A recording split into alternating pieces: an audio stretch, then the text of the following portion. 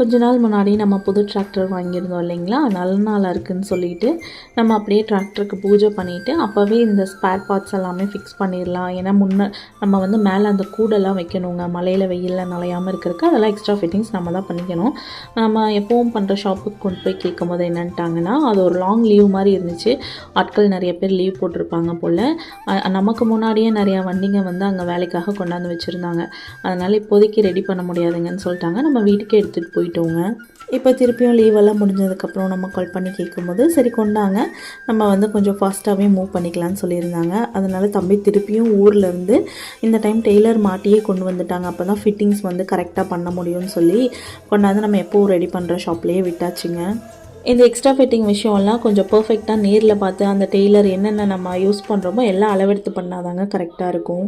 எப்படியோ திருப்பி நம்ம கைக்கு வர ஒரு 3 to 4 days ஆயிரும்னு நினைக்கிறேன். வீட்டுக்கு வந்ததுமே ஃப்ரெண்டு வந்து லாங் லீவுக்கு ஊருக்கு போயிருந்தாங்க. அவங்க வந்து ஊர்லேருந்து வரும்போது அவங்க ஊர் ஸ்நாக்ஸ் எல்லாம் வாங்கிட்டு வந்திருந்தாங்க. அதில் இந்த மில்க் பிஸ்கெட் வந்து மாயாவுக்கு ரொம்பவே பிடிச்சிருச்சுங்க. பேக்கேஜில் இருக்க லேபிள் பார்க்கும்போது தாங்க தெரிஞ்சது சின்ஸ் 1948ன்னு சொல்லியிருந்தாங்க. பார்க்கவே ரொம்ப ஆச்சரியமாக இருந்தது. கிட்டத்தட்ட நம்ம சுதந்திரம் வாங்கினப்ப இருந்து வந்து அவங்க செஞ்சிட்ருப்பாங்க போல். டேஸ்ட்டுமே ரொம்ப பழமையாக தாங்க இருந்தது.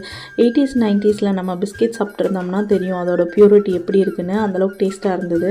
பொதுவாக மாயா பிஸ்கெட்ஸ் எல்லாம் அவ்வளோவா இஷ்டப்பட்டு சாப்பிட மாட்டாங்க. க்ரீம் பிஸ்கெட்டாக இருந்தால் அந்த க்ரீம் மட்டும் எடுத்துப்பாங்க.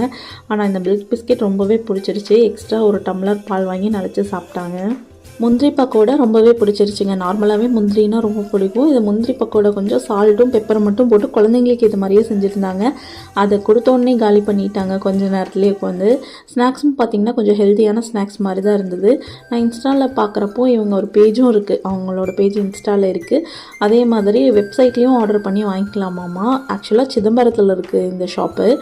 இது வந்து ஒரு சிப்ஸ் டைப்பில் இருந்துச்சுங்க. ஒரு மாதிரி காரமாகவும் இருந்தது, பெரியவங்க சாப்பிட்ற மாதிரி டேஸ்ட்லேயும் இருந்தது. குழந்தைங்களுக்கும் அந்த டேஸ்ட் வந்து பிடிக்கும். வித்தியாசமாக இருந்தது. கிட்டத்தட்ட இது சாப்பிட்டோம்னா நமக்கு அடிக்ட் ஆகிடும், அந்தளவுக்கு டேஸ்ட்டாக இருந்துச்சுங்க. யாராச்சும் சிதம்பரம் சைடு இருக்கீங்கன்னா இந்த ஷாப்பை ட்ரை பண்ணி பாருங்கள். நம்ம ஒரு சைடு இருக்கவங்க ட்ரை பண்ணணும்னு நினச்சிங்கன்னா அவங்க வெப்சைட் வச்சுருக்காங்க. நான் இன்ஸ்டா பேஜை வந்து டேக் பண்ணுறேன். அது மூலிமா போய் அவங்க வெப்சைட்டில் ஆர்டர் பண்ணி பாருங்கள். இன்னொரு வீடியோவில் பார்க்கலாங்க. நன்றி, வணக்கம்.